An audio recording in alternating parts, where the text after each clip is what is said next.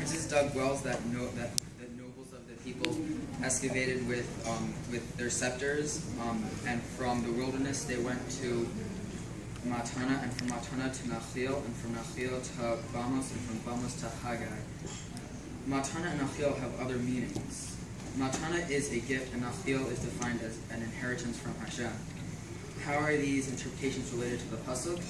In the Talmud Nedarim, Chazal say that Matana and Nachil refer to the manner in which we receive the Torah from Hashem. If a person asserts himself in a selfless and dedicated manner, the Torah is given to him as a gift. Once the Torah is his, it is a nachal kail, an inheritance from Hashem. At that point, the individual is elevated to an distinguished position described by the word bamos, greatness. If, however, at any time the person becomes arrogant, he is immediately lowered, which is represented by the word Haggai, in a term used for rebellion. Chazal described the Torah as belonging to a person both as a gift and as an inheritance. In fact, these are two distinct levels of relationship to the Torah. The more significant level is that of inheritance. When one inherits a piece of property that has been previously owned and passed down to him by his forebears, he views it as part of a legacy. He sees himself as carrying on a family tradition. Hence, he acts in a manner which he perceives will expedite his family's best interest. Rav Mordechai Ragav Tzal explains that this concept motivated Benos to express their concern regarding inheriting their father's proportion in Eretz Yisrael. They claimed, Lama Yigara Shem Avinu. Why should the name of our father be lost from the family because he had no sons? Let us have a possession among our father's brothers.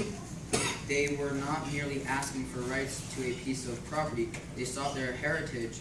They fought to assure their father's spiritual destiny. The ownership of the parcel of land in Eretz Yisrael guaranteed the survival of the heritage transmitted by their ancestors. Moshe Rabbeinu responded to their request, and he understood the sincerity with which they spoke. Thus the Torah writes, Moshe advanced in Mishpatim, their just claim before Hashem. Their argument was legitimate and sincere, its goals lofty and noble. Rav Ragav suggests that this should be our attitude concerning the study of Torah. It should be a matter of heritage to us. It should elicite a sense of belonging, a feeling of pride, and being connected with the Torah. Studying a Mishnah should not be an abstract experience. One should picture the revelation, Hashem giving the Torah to Moshe, who in turn transmitted it to Yeshua and the Zikanim, the elders, all the way down to him. He should feel a sense of pride in his association with sources of generations of men and women who dedicated themselves to living the Torah way of life. It also causes him to measure his words and avoid repeating any interpretation of Torah or halacha which might not be authentic or might lack spiritual integrity. We might add that those who have denied the divine source of Torah also serve their relationship with their heritage. Our people is a nation by its connection to Torah.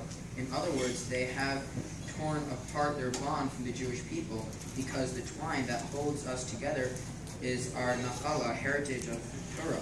When one studies Torah with a sense of heritage, he transports himself to Har Sinai and becomes a part of that awesome experience. For one who studies Torah in this manner, at every moment is precious, every word is invaluable, striving to understand the Masorah, tradition of Torah, as it was transmitted to us at Har Sinai, to Moshe and from Moshe to Yeshua and through the generations, elevates one's studies to a spiritual plateau unattainable in any other way. And so I hope the yeshiva takes this and passes their Torah down to its Talmidim, and the Talmidim pass it down to their Talmidim. And I would also like to thank Rabbi Belsky for all of his patience with me. Blazer for teaching me how to learn. Rabbi Goldfinger for taking that learning and multiplying it a couple of times, and teaching me that I'm not always correct, even though I am correct, that there's no such thing as free will. Thank you.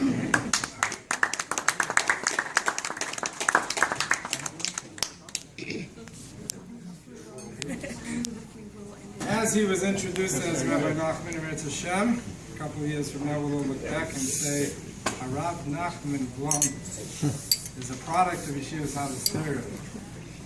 Anyone in the class that would like to say a few words know that they're all welcome to get up and speak. We have one more boy who has volunteered